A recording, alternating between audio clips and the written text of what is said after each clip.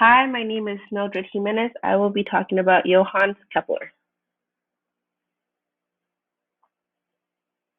On the left side is a picture of Johannes Kepler. Some background information.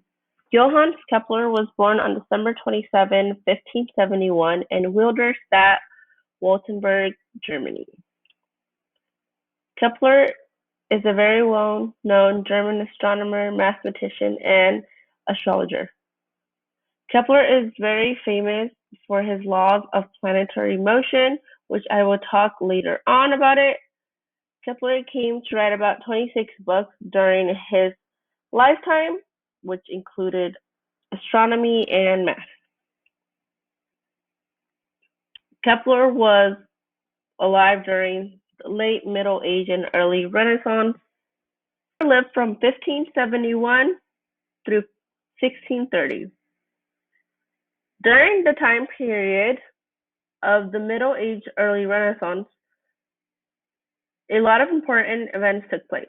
One of the most important history events that happened in 1571 was called the Protestant Reformation, which all started with Martin Luther, a major movement within Western Christianity. It would challenge religious and political challenges to the Catholic Church. During Kepler's life at the age of 77, another important event happened, which was called the War. The 30-Year War period started in May 23, 1618, in Central Europe, which had an estimation of 4.5 through 8 million deaths caused due to disease or starvation, which would made it around 60% of Europe's population dying. The cause of the war started because of Catholic and priesthood forming the Holy Roman Empire. This war would continue on for 30 days, which would get its name from, ending in 1648 due to Peace of Westphalia, which set religious and political boundaries for Europe. Kepler was a very famous mathematician during the 17th century and to this day.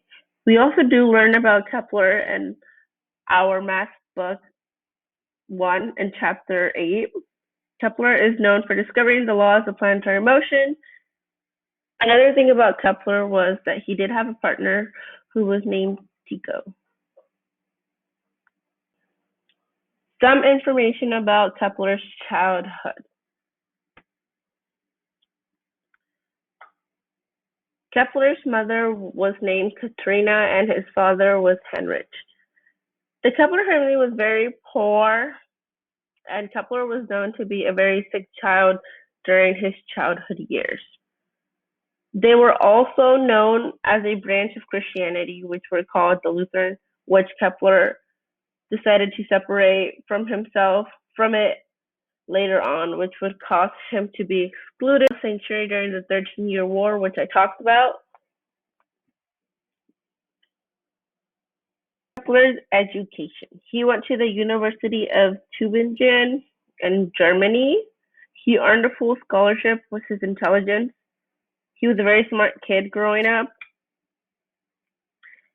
When he arrived to that university, he had a different major. Kepler's laws of planetary motion. This is what he's really famous for and really known for. Kepler's first laws of planetary motion states that every planet has an elliptical orbit with the sun at one of two focus of the ellipse not being centered. On the diagram, you can see the planet going around the sun. That's what the first law pretty much states. The second law explains the speed the planet revolves around the sun, making the planet travel faster when closer to the sun. That's what he soon discovered.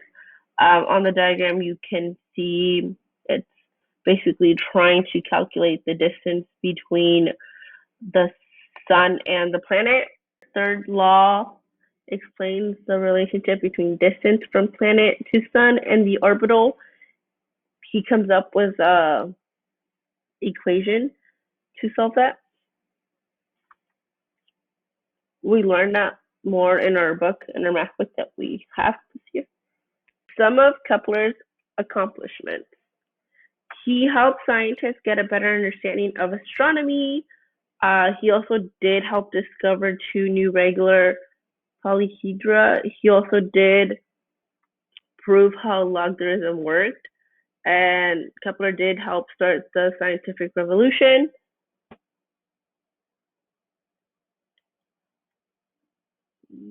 Kepler published Astronomia Nova, or also known as A New Astronomy, in 1609. Kepler did also write his own De Nova Stella around 1605. Uh, Kepler also did calculate many versions of Mars' orbit using an inclined point. Kepler also did observe a new supernova in 1604.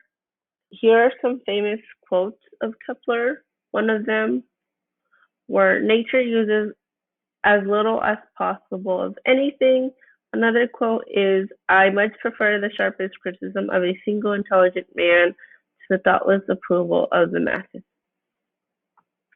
And then the last slide is my works cited.